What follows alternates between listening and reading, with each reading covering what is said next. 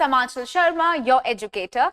We solved previous year question paper, and this time in this video also we are going to solve the second shift of English paper, that is December 2022 cycle. Right? So again I have in front of you few questions that is from paper 1, and this is shift 2, and we are going to see the question. I'm going to read it, we're going to discuss and see the answers as well. Again, I have divided it into 3 units, as we have the teaching aptitude, communication, and then we will discuss the questions from environment, right? So this is the first question that we have. Which of the following statements best describe the brainstorming method? The brainstorming method of teaching. So what do you think would be the correct answer?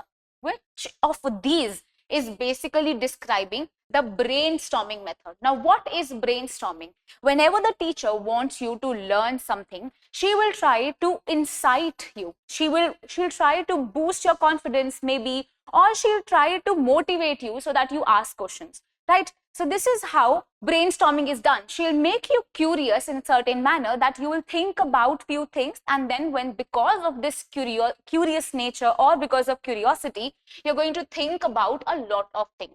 So this is what this type of thinking will help you think faster and better. The concepts would be more clear to you. So which of this is the correct? First of all, let me read out the options. A, the production of large number of ideas, then small step representation with feedback provided, content delivery in a lucid language, and theme-based interaction among participants. So what would be the correct answer? The correct answer would be A, that means the production of large number of ideas. So let me change the pen. Okay, so A becomes the right answer, that is the production of large number of ideas would come into your mind.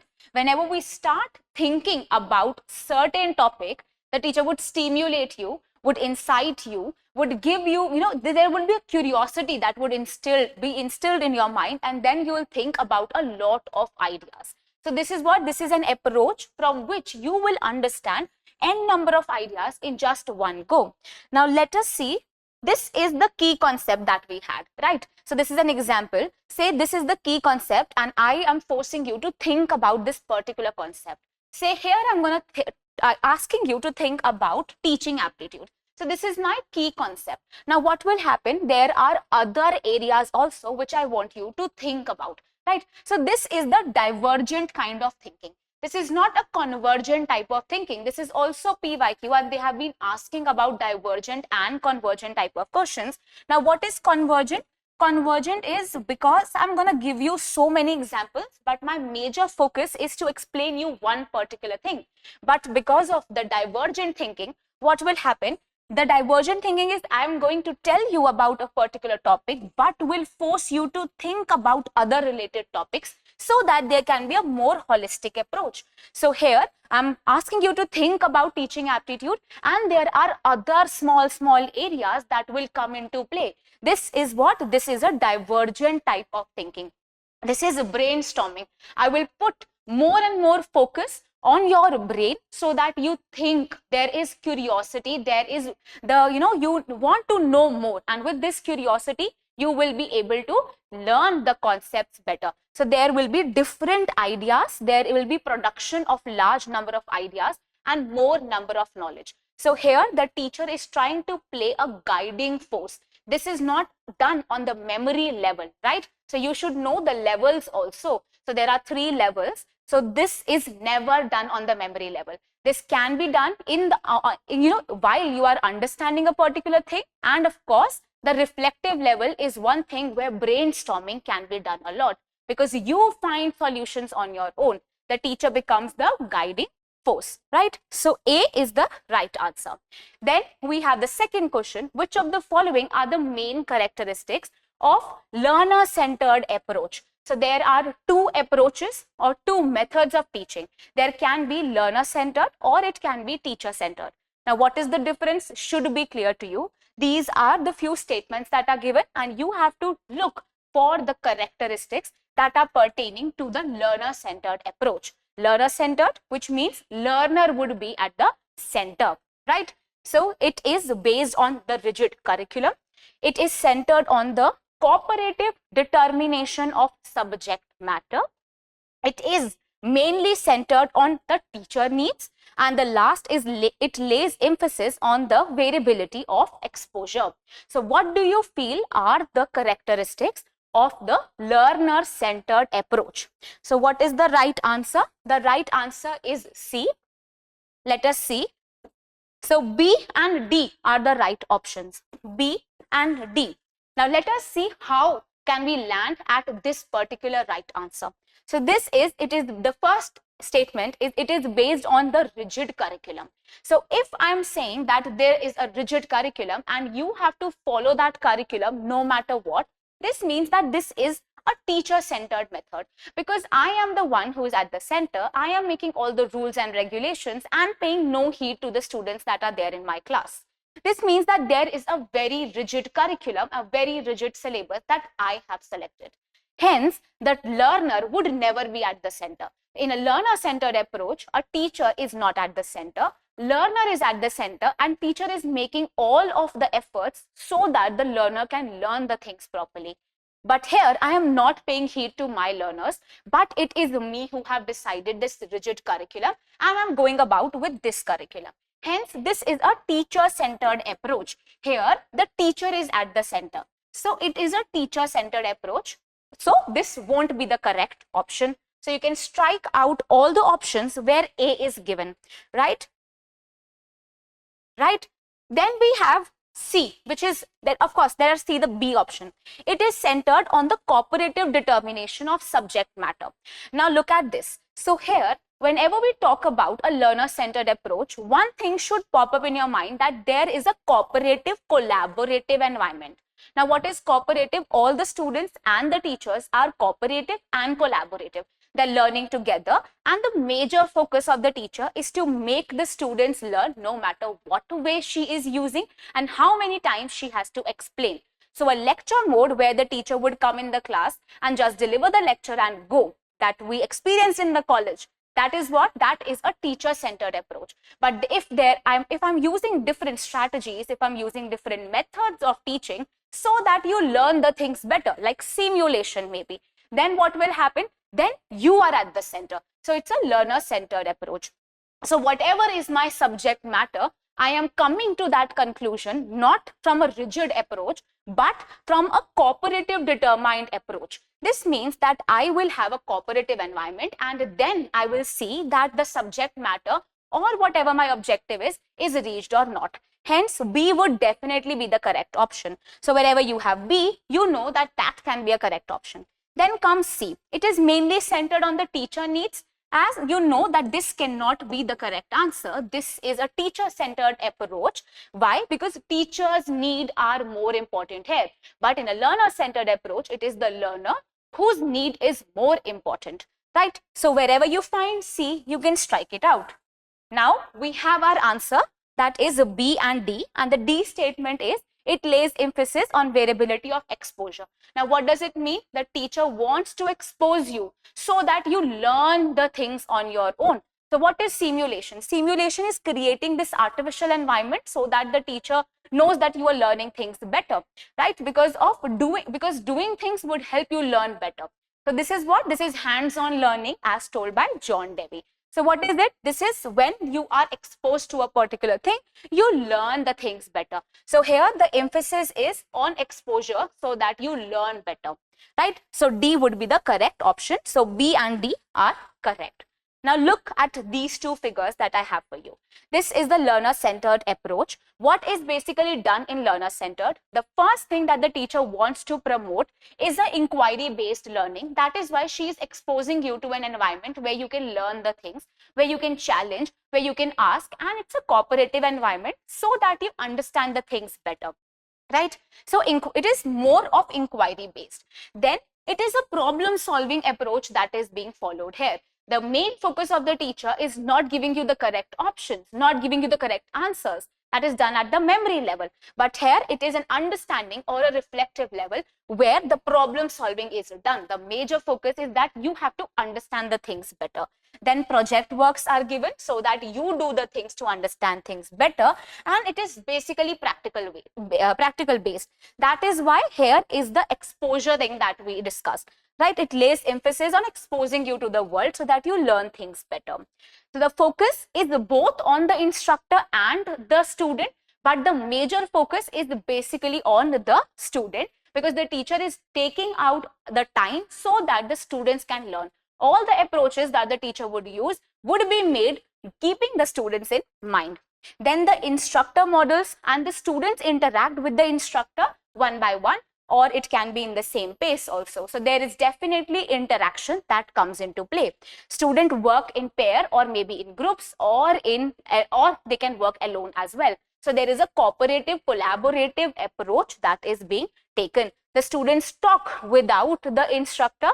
There can be monitoring also that is done, and there is feedback that is provided as well. The students have some choice of topics. Here the choices are given to the students. So what is CBCS? CBCS is just giving you more options. It's a choice-based credit system. You are given choices. So what is it? Here the students have more choice. The more liberty is given to the students. Students evaluate their own learning speeds. They know what is right for them and what is not.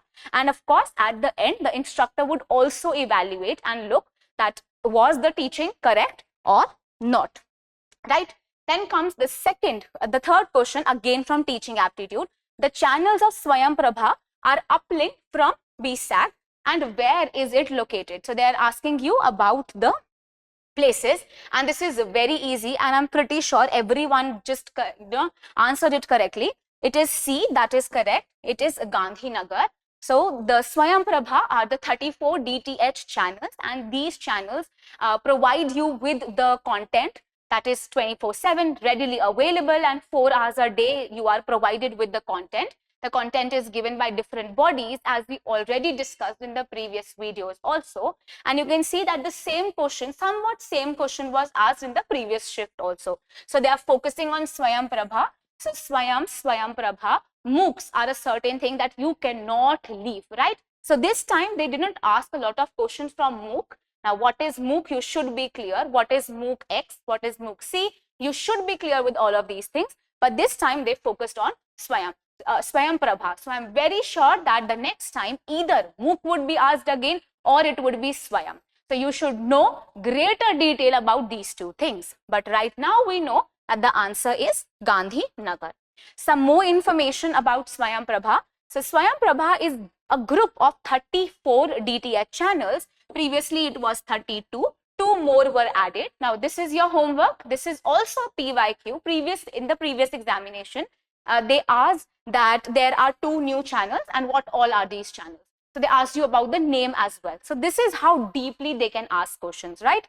So Swayamprabha is a group of 34 DTH channels devoted to telecasting a high quality education programs, and this is done 24/7 basis, which is the satellite. Again, this is a PYQ. This is a GSAT, and this is GSAT 15. This is the satellite through which they telecast all the content. Every day there will be the new content for at least 4 hours, which would be repeated 5 more times in a day, allowing the students to choose their own convenient time to look at all of these contents, right? So the channels are uplinked from where? It is uplinked from BSAC, that is located in Gandhinagar, and the content is provided by bodies like NEPTIL, IITs, UGCs, CEC, IGNOU, and the center is where? The center is in InflebNet, right? So this is again a PYQ. Where is the center? It is InflebNet, right? It's like a web portal, and they are handling it. And which is the organization or the body that started with it? It is MHRD. Now it is MOE, that is the Ministry of Education, right? So this is what, and this MHRD question was asked in the previous video, right? So we know in the previous exam. So this is what? This is the basic information that you should know about Swayamprabha, right? Now a very important question, and something that was very new for everyone, and a very detailed question. I'm pretty sure that very less number of people could have solved this, because this is something in greater detail that they asked. But let us see, because you know that they can ask all of these questions in the other coming examinations also. So what is a TPAC, right? And it is called as TPAC, right?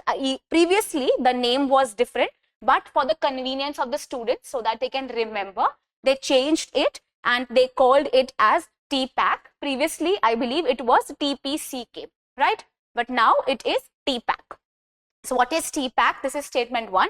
TPAC is technological, pedagogical, content knowledge, is a framework that was developed by Mishra and 𝐏𝐻𝐒 in 2006, right? And this is the second statement that was given. The TPAC framework comprises of total 6 components. So which of these is the right statement? Are both the statements right or both are false? So what is the right answer? The right answer is C. That means statement 1 is correct and statement 2 is incorrect. Now statement 2 is incorrect because there are 6 components and there are not 7. There are 7 components and not 6 components, right? So the right answer should be 7, but it is correct that the technological pedagogical content knowledge was first developed by Mishra and 𝐏𝐻𝐒, right? Now let us see the explanation that I have. So Mishra and 𝐏𝐻𝐒 formulated all of this TPAC in 2006, and this is a framework that extended the Shulman's category or the Shulman's theory of knowledge, in which they said, and it was developed in 1986. So in 1986, Shulman started to talk about it, but in 2006, Mishra started to talk about it with his colleagues, and he said that there should be technology that should play a greater role in the teaching, because with technology, the teaching becomes easy.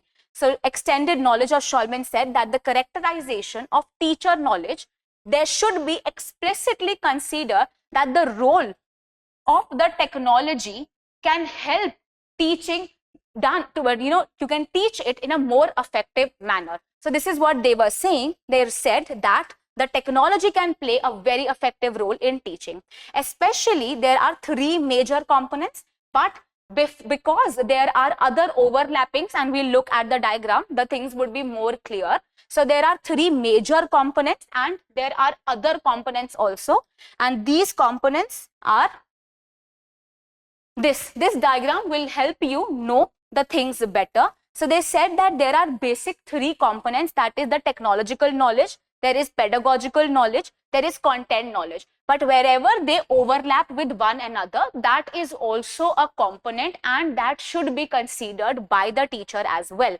So there is what? There is technological pedagogical knowledge, there is overlapping of technological content knowledge, then there is the pedagogical content knowledge, and then there is the overall overlapping that is being seen by the TPAC, that is the technological pedagogical content knowledge, right? Now let us see.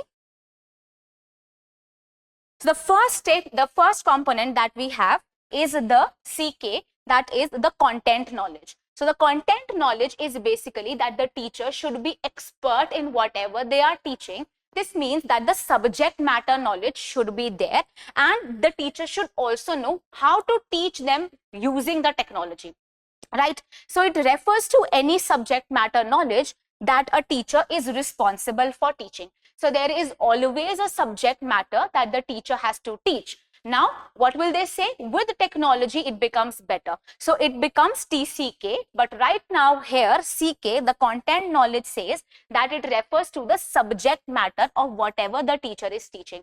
If someone is teaching you science, she or he should be expert in whatever they are teaching, right? Then there is pedagogical knowledge, that is PK. It refers to the teacher's knowledge about the various ways through which she can teach. So it's the instructional facilities. There are the strategies and the methods that the teacher can use to promote the knowledge in the minds of the students, and the learning would be promoted.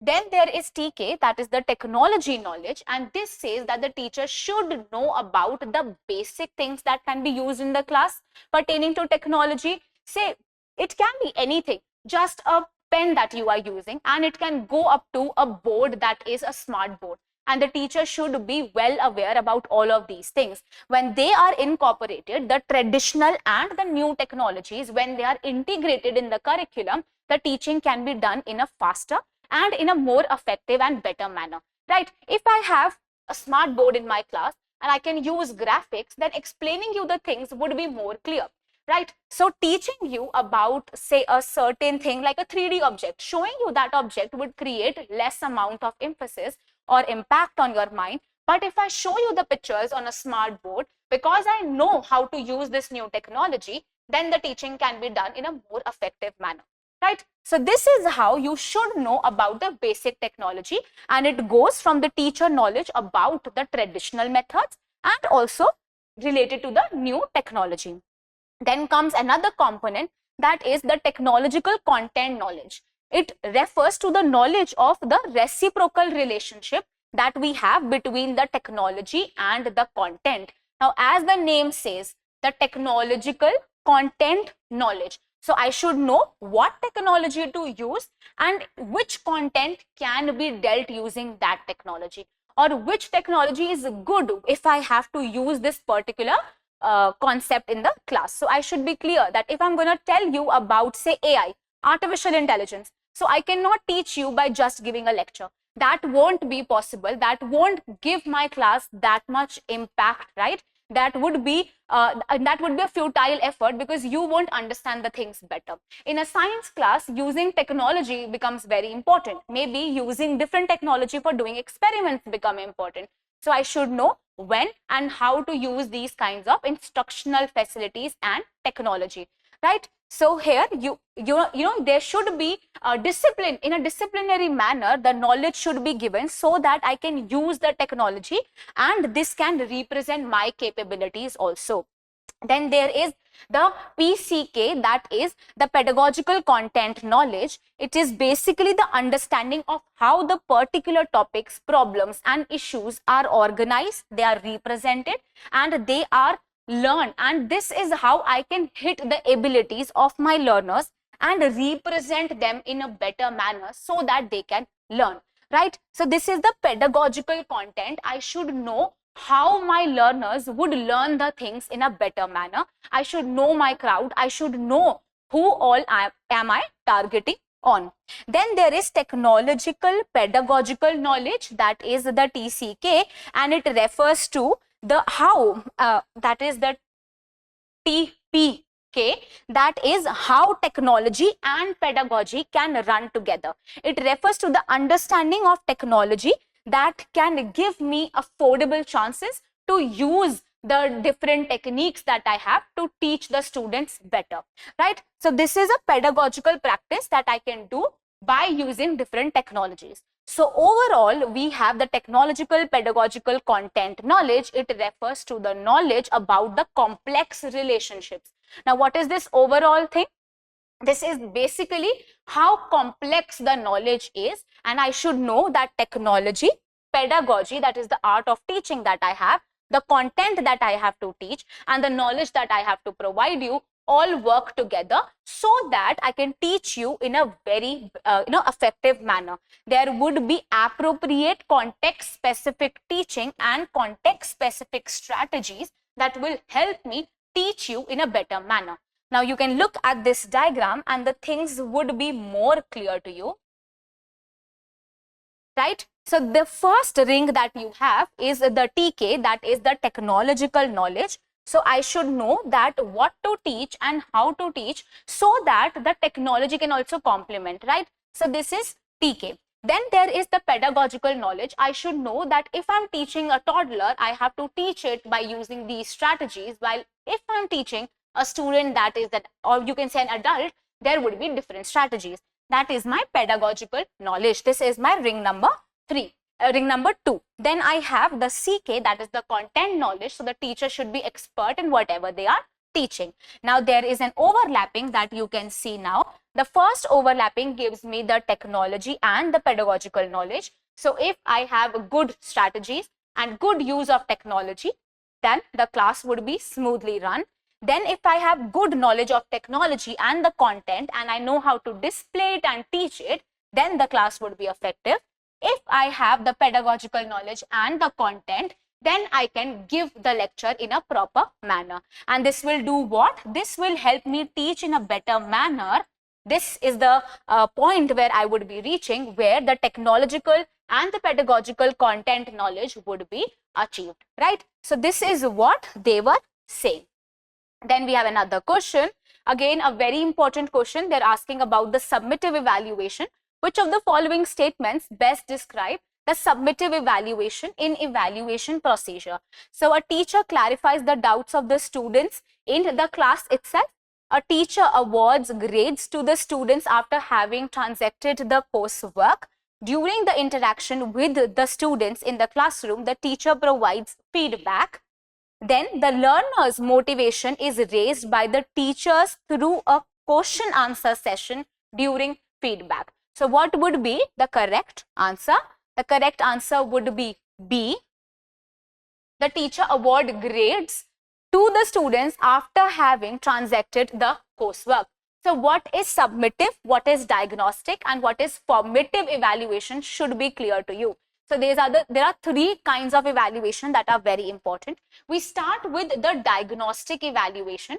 So a diagnostic evaluation, the word doctor comes into your mind whenever we think about diagnose, right? So what the doctor does, they diagnose you. So what is diagnostic evaluation? A diagnostic evaluation is when the teacher is trying to diagnose the faults that you have. So I came in my class and then I realized that you are very weak whenever we discuss about teaching aptitude. So what is the basic requirement to clear the exam? I know that I have to teach you more and more the topics that are related to teaching aptitude. So this is the diagnostic evaluation that the teacher does before teaching the class, right? That is done before. This is the first step. This is the diagnose that the teacher does, the first step. Then comes the second step, that is the formative evaluation. So as the word formative says, formative, you are doing it in between. So I am teaching you and then I am asking you questions as well. I want to know that are you clear with all of these things or are you not clear? Now what is this kind of evaluation? Basically this kind of evaluation will help me change my way of teaching and will see that are you understanding the things or not. Formative comes in between. While whenever we talk about the summative evaluation, that is the end kind of evaluation. So after diagnostic, I will come to the formative stage where I will know more about you and I will tell you where you are wrong, right? I'll see there would be there would be some weekly exams that I can take to make you learn things better. But then comes the summative stage. The submit, the word says you submit it. That means you're doing it at the end. This means that this kind of evaluation is done at the end, and at this kind of evaluation, total grades are given. So the teacher awards the grades to the student after having completed the coursework. Now the teacher cannot again teach you all of these things. The process would go again now you have to start from the beginning, right? So say you are in the 8th standard and again you have your half yearly exams. So what is happening when you have mid-sem exams? These mid-sem exams are your formative exams. But when you have your finals, that is your summative exams. And if you flunk in those exams, then you have to repeat the class. So first of all, diagnosis is done, diagnostic evaluation, formative evaluation, and then there is summative evaluation.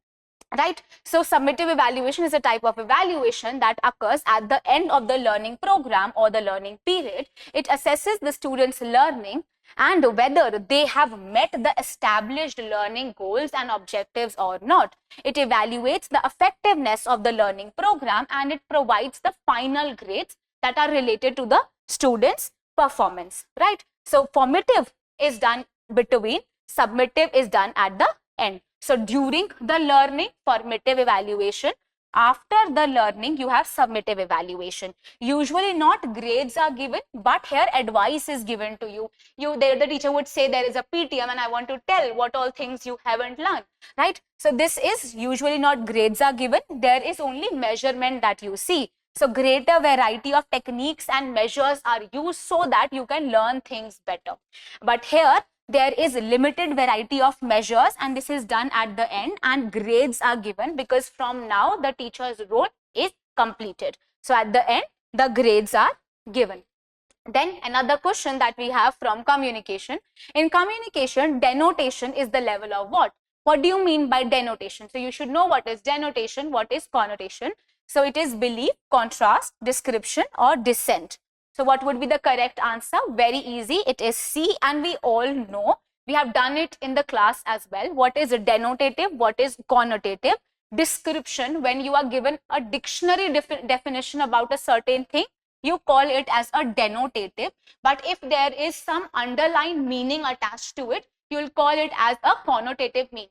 For example, if I say you are as beautiful as a rose, so this does not mean you are literally a rose. This means that you are pretty, you are good looking. So what is this? So here complimenting you because you are good looking is what? This is a denotative meaning, that I'm trying to compliment you. But here this is what? This is, I'm talking it in a more beautiful manner, and all other meanings are also attached with it, that you are very pretty. So you are just like a rose, that would be, yes, you are a flower. This is a denotative meaning, but you are beautiful becomes a connotative meaning, right? So that is description. So denotative is a strict dictionary definition of a word that is given to you. Connotation refers to the emotions that are also associated with it and are attached to the words. You can take an example. The word brutal can have two meanings here. Say, for example, there is a fight scene, and in the two towers, these two men are fighting with one another, and they are saying that the travelers were fighting brutally. So this word brutal can be at an extreme level. So the definition of brutal would be fighting at a very extreme level. But it can also be done that it can also say that they are showing violence, or they are fighting with one another, and it was a very classic scene. So what is it? There are other emotions that get attached to it. So this becomes the connotative meaning, and here you can say that this is done to the point of entertainment. So here we are looking for entertainment, and here it is extremely cruel, right? So the word brutal can have other two meanings, right? Then symbols provide meaning when used in a contrasting style, random order, non-specific context, and specific cultural context. Now again, a very easy question, and the answer number D is the right answer. That is the specific cultural context. So in the previous shift also they asked this question, what Cicero was saying. What is language? Language is arbitrary in itself. It has no meaning. It is always the sign and the signifier that tells you that what is actually the meaning of a particular thing. And how do you understand the meaning? You always understand it from a cultural concept, from a cultural context. So you know that good morning, or you can say a simple gesture like bowing down, and what is it? This is in our culture can have a different meaning, while in another culture can have a different meaning. Say handshake, or the word good morning can be said in a different manner. It can be salut in French, or it can be good morning in English, like we say, right? So, or it can be in other languages, it can be, there can be different words for a certain thing. So you change according to the culture, right? So all the symbols, the meaning of a given word are never on a contrasting style. They are never random. They are not non-specific. They are actually specified on the basis of the cultural context, right? Okay, now again we did this similar kind of question. They are now asking you about the characteristics of hot medium. So the hot medium is characterized by, and we already discussed this in the previous shift in greater detail, the non-technical components, low audience participation. It envelopes only one sense, or it involves only one sense, and then it should be involved, and there are large amounts of information that is supplied here, and high audience participation is seen. So what would be the given characteristics of a hot medium that we have? So what would be the correct answer? The correct answer would be B. That means B, C and D are the correct options. That means there is always a low participation and high involvement.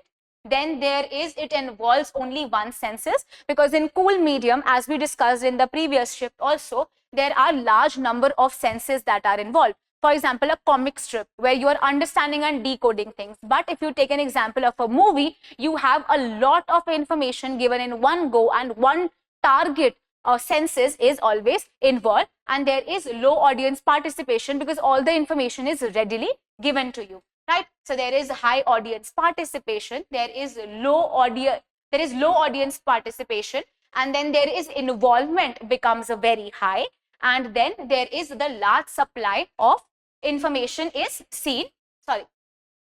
There is low audience participation and the large amount of information is supplied to you, and high amount of audience participation is always seen in the cool medium, right? So I hope you will never forget all of these things. Again, I have this picture for you. So in the cool medium, there are different senses that are involved. There is low engagement and high participation, and feed forward mode is seen. And there is, of course, gap filling that you have to do, and there are other sensory organs that are involved, not one sensory organ.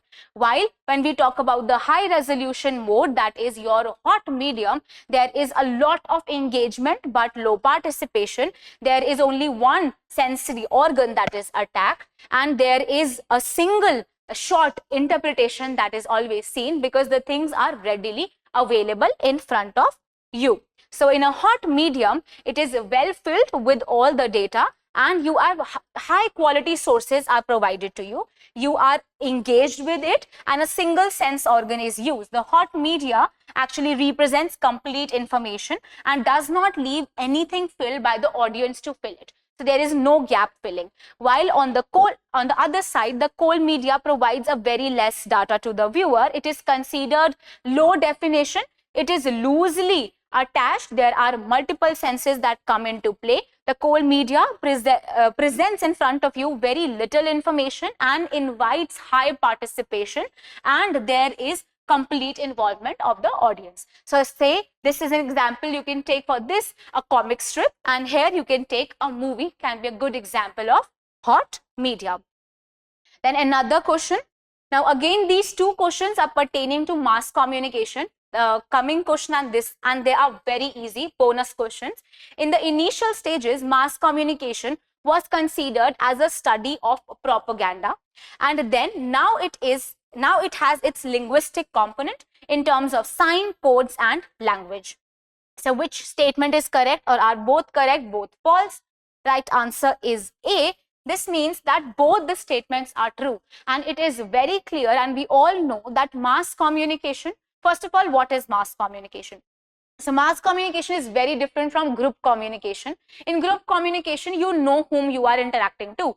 But in mass communication, it's like a public communication. You don't know who is watching you, who is listening to you, and who is trying to communicate, right? So putting this video on YouTube, I am not sure who will look at this video and who will skip it, right? So this is a mass communication. I am not getting feedbacks, or it can be delayed feedbacks. So I am not sure who is watching this video or not. But when we talk about group communication, in my class there can be 30 to 40 students, and I know all of them are listening to me. That becomes a group communication, and the feedback is provided there. In the initial stages, we all considered that this mass communication is a study of propaganda. There is always a certain propaganda that comes into play, and in this propaganda, you're trying to influence. But yes, of course, gradually we understand that there should be no biased statements, and this is also a question that was asked in the previous shift that we discussed, that if you are coming with already preconceived notions and biased notions are there, then a proper agenda is set, and this becomes a propaganda and not an information. Gradually we understood that correct information should be given. So initially we thought that it is a study of propaganda, of what you want to know, of what you want the world to know, right? Then the second statement says, but now the linguist has understood that there is also the cultural context that come into play. There is the term sign, the term code and the language are also important. What is the cultural context, the ethnographic context? What are the signs? What all are the codes that you are using? Also play a major role in understanding the mass communication. So both the statements are correct. Mass communication supplies an inventory to public messages and allow for the monitoring of social values. Then the statement 2, in large-scale social settings, mass media will enable integration of social institutions. Now, what will be the correct answer?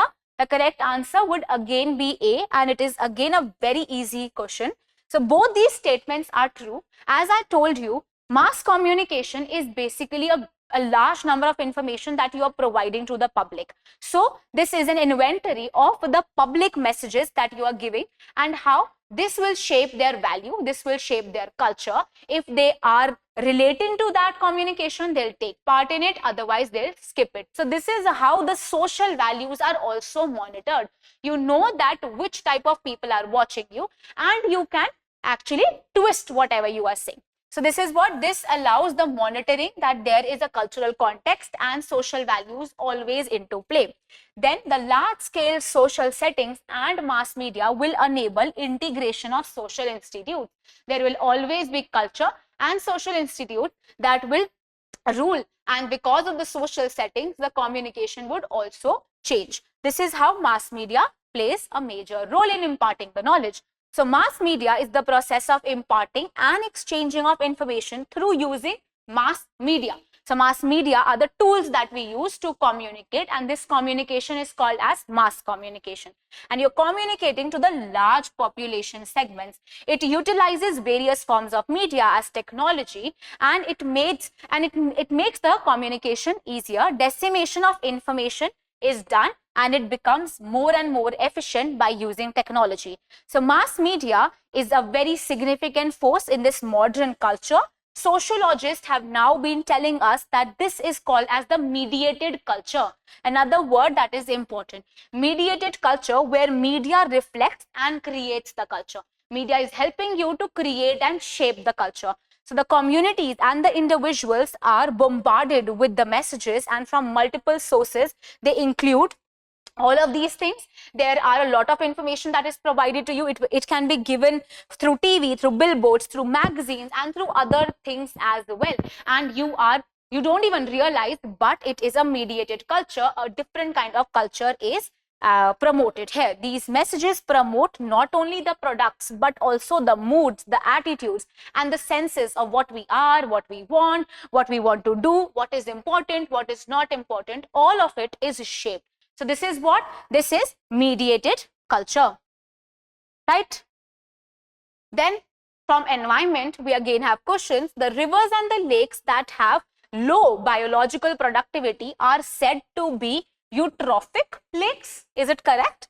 Then we have lakes, rivers and lakes that are rich in organisms and organic materials are called as oligotrophic lakes. So is it correct? Or both the statements are incorrect, both are correct, one is correct, one is wrong. So what is the right answer? B becomes the right answer, which means that both the statements are incorrect. Why? Because, and we did this in greater detail in the class, they have replaced it, right? So you can say that the rivers and lakes that have low biological productivity are called as oligotrophic, while rivers and lakes that are rich in organisms and organic materials are called as eutrophic. So they have interchanged it, right? Let us see the different types of lakes. We'll be again quickly reading it because we have discussed this in the class in greater detail, and they directly ask the question from this. So eutrophic lakes, these lakes are the lakes that are eutrophic in nature, have a very high level of biological productivity.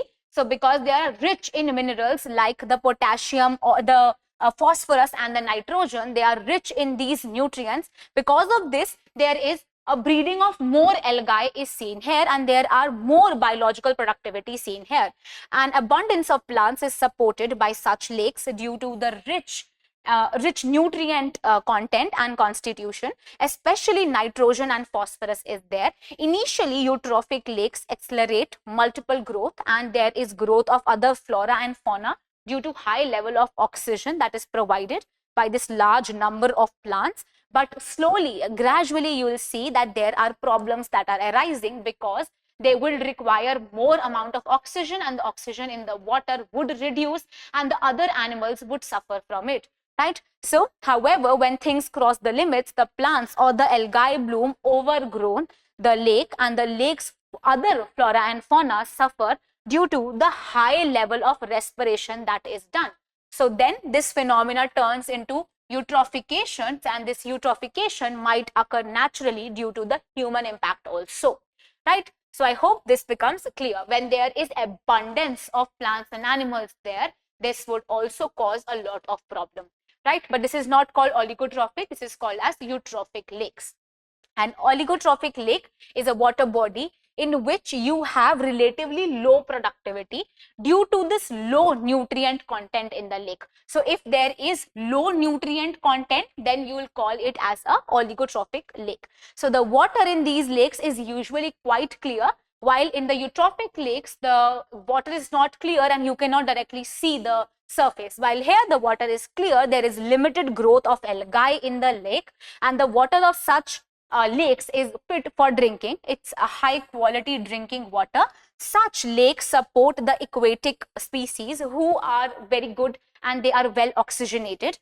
These cold waters such as the lake trots are cold water animals like lake trots also live there. So oligotrophic lakes are usually found in the cold regions of the world where mixing of the nutrients is rare and slow, and this is also the nutrients mixture is also slow, and there is low temperature of the lake water. So this is oligotrophic. While mesotrophic is a lake where there you see intermediate level, where there is a medium level of productivity. So the lakes with a intermediate level of productivity is called as your mesotrophic lakes. They have the medium level of nutrients, not much and not less. There is hypertrophic lakes. These lakes suffer from the problems that arise due to excess amount of plants and animals due to high supply of growth nutrients. So whenever there is excess amount of growth of nutrients and there is excess amount of plants and animals, you can call it as eutrophic lakes, right? So these lakes have very little transparency. They have a dense growth of algae. They have a very less visibility. You cannot see it. They are unfit of drinking water. Unfit drinking water is there. The flora and fauna that is beneath actually suffers a lot, and they often die because of the growth of algae that is seen there, right? And they might create dead zones also. The dead zones in the water belt won't let the other flora and fauna breathe. Right? So what is this? We'll again revise quickly. So eutrophic lakes are the lakes where the nutrient content is high, and you know that there are large amount of nutrients like nitrogen and phosphorus there, and there the multiplication and the growth of algae is also there. Flora and fauna would also enjoy, but if it becomes excess, then what will be the problem? It would cause the problem of suffocation and eutrophication would occur, and here excess oxygen would be required by these plants and animals, and the other flora and fauna would die. So the algae bloom would increase so much, and the other flora and fauna that is beneath them would die. So there is this water, say, and there is a thick growth of algae here. So then the sunlight won't enter. Also the demand of oxygen would increase. So the flora and fauna that is beneath it would gradually die. But if you talk about oligotrophic lakes, here very low content of algae is seen, and the water becomes clear because of course there is less algae, right? Now let us move further. Which of the following are the pathways of toxins that can enter in your body? How these toxins can enter? From inhalation, absorption, dermal, indigestion or extraction. So how they can enter? So this is an easy question. The pollutants can enter in our body basically in three ways. That is the A answer, that is A, C and D. That is, you can inhale it, or there can be dermal, it can be through your skin, or it can be through the digestive system, and the problem of indigestion that can cause a lot of problem, right? So the amount of this given pollutants that you receive, or the dose of these pollutants that you receive, can vary according to the body, according to the area you live, or also how much they will impact you also differs from one person to another. But these are basically the three zones, and they are relevant in all the human beings, right? Now, in order to limit the rise of global temperature to 1.5 degrees Celsius over the pre-industrial levels, the IPCC indicates that the world has to reduce the emission of the greenhouse gases to the extent of dash percentage by 2030. So what is the right answer? The right answer for this statement is what? This is C. That means they are saying that by 2030, you have to reduce about 45% of the greenhouse gases, and this is said by the IPCC, right? Then this is the last question and a very important question, and they keep on asking questions about the ozone, the good ozone and the bad ozone. They keep on asking questions related to that. And this was relatively the most easy question they can ask. Even a child of like 6th standard would know it. Although the ozone is the pollutant in the abundant air or in the air that we have, but in stratosphere it is valuable because it absorbs the harmful what. So why do we feel that in the ambient of air, in the air we need ozone to be there? In the stratosphere, ozone should be there. Why? Why do we need ozone?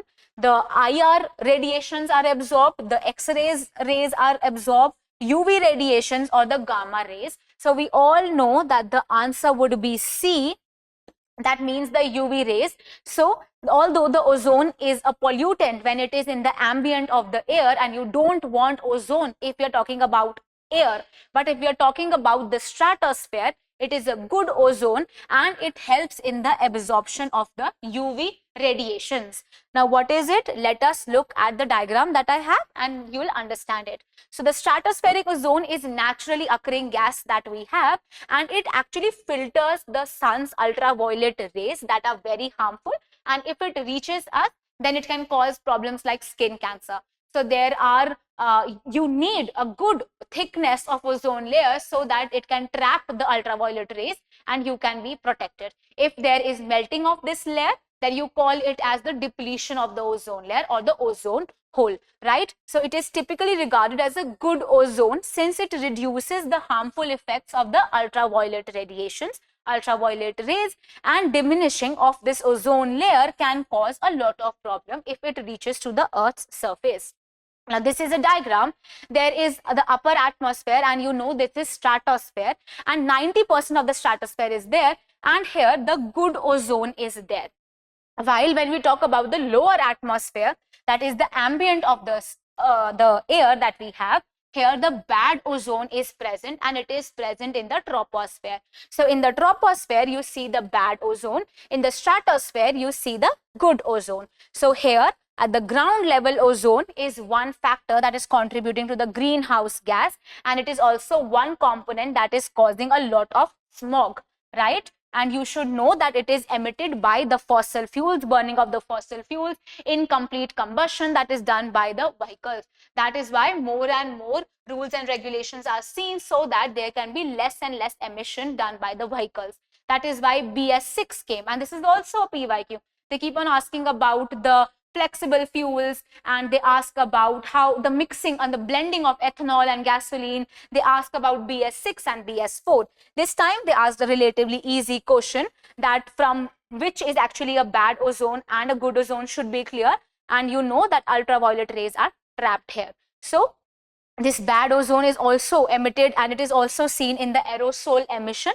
It can be released by the other burning of the fossil fuels, incomplete combustion. While when we talk about the upper atmosphere, here all the ozone is helping you catch the ultraviolet rays, so that here the absorption of the UV rays is done and it won't reach the Earth's surface. If it reaches, it basically the work of ozone is to strike it back. If it reaches, then there can be problems like skin cancer. Now let us read about it a little bit. So the most of the Earth's surface ozone layer, that is about 90%, that is found in the stratosphere.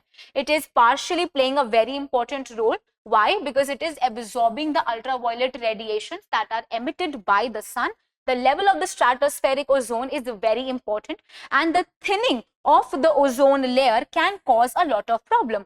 The thinning of the layer is actually occurring at the poles now, and you commonly call it as the ozone hole. It is due to the photochemical reactions that are done because we are using a lot of chemicals, and these chemicals such as the chlorofluorocarbons were used. It is seen that we were using chlorofluorocarbons, and it is there in refrigerators, it is there in ACs, and now we are limiting it, and we have almost stopped using chlorofluorocarbons, a reduction of this stratospheric ozone leads to increased level of UV radiation at the ground, which can lead to increased risk of skin cancer. So recovering the levels of ozone in the upper atmosphere, that means to repair the hole, it is a very good thing, and which is the opposite to increase in the level of ozone at the lower atmosphere. So we want that the ozone that is there in the troposphere should be reduced, and we want, if it is in the stratospheric ozone, we want it to increase. Why the tropospheric ozone is bad? So within the last 70 years, it is realized that because of anthropogenic activities, because of human activities and interference that is done with the environment, this is leading to the ozone that is being increased in the troposphere. So the tropospheric ozone is considered as an air pollutant that can cause a lot of problems to your respiratory tracts. There is the respiratory effects in humans. Impairment of the plants is also seen. The plants cannot grow after a particular point of time. So there it impairs the plant growth. It affects our respiratory system. It causes skin cancer and other problems. Ozone in the lower atmosphere is mostly produced by the photochemical reactions, and this is also released by the VOCs, that is the volatile organic compounds, and oxides of nitrogen that are present in aerosols. This is also a PYQ, which compounds have which are actually extracted from the natural sources like vegetation, the wildlife, the lightning, the other anthropogenic activities like the fossil fuel combustion, and human causing it more and more by the biomass burning. So the stratospheric ozone is also an important greenhouse gas contributing to the global warming, right? So we want that there should be less and less amount of global warming, and because of it we want to reduce the amount of ozone that is present in the troposphere. So if anyone asks you, there are two kinds of ozone, one is good and one is bad. The good kind of ozone is present in the stratosphere. This is a good ozone which will help catch the ultraviolet rays. It will bounce back the rays and then it won't reach the Earth's surface. While the ground level ozone, that is a contributor to the greenhouse gas, can create a lot of problem, and it is present in the lower atmosphere, right? So these were the few questions that I had for you, and after doing all of these questions you must have realized how these two shifts are actually made. So they are moderate. I won't say that the paper was easy. We discussed all of these things in the class. Maybe one question from this shift and one from the other shift were typically new, or it can be difficult. Otherwise, they were all doable. And if you have taken my classes, I'm pretty sure you were able to answer all of these questions. And again, in the next, for the next cycle also, the questions would be easy. We would be covering all of these concepts again, right? We would be discussing all of it in greater detail, and we'll be making videos like this as well. But I hope this video was more informative and you gain a lot out of it. We'll be coming up with more videos, but if you have any doubt, you can write it in the comment section and I will surely reply to you. Thank you so much for attending the class, and keep studying and keep smiling. Thank you.